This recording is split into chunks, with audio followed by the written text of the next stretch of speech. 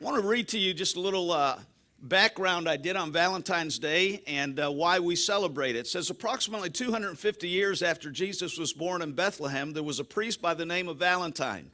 He lived in Rome during the reign of Emperor Claudius, who was committed to rebuilding the once great Roman army.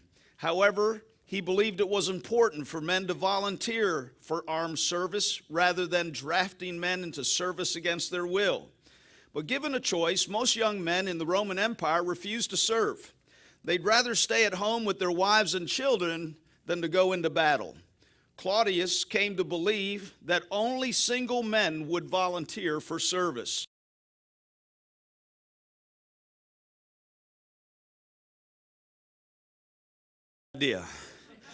He actually outlawed weddings in the Roman Empire, earning himself the nickname Claudius the Cruel.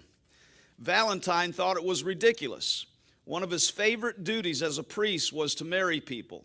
So after Emperor Claudius passed his law, Valentine secretly continued performing marriage ceremonies.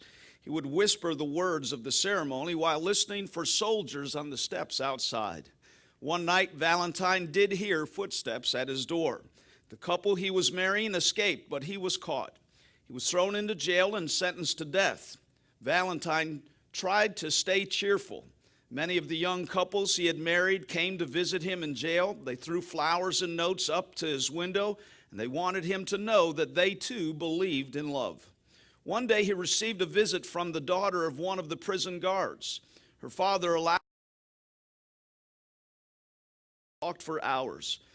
She believed he did the right thing by ignoring the emperor and performing weddings. On the day Valentine was to die, he left her a note thanking her for her friendship and her loyalty. He signed it, "Love from your Valentine."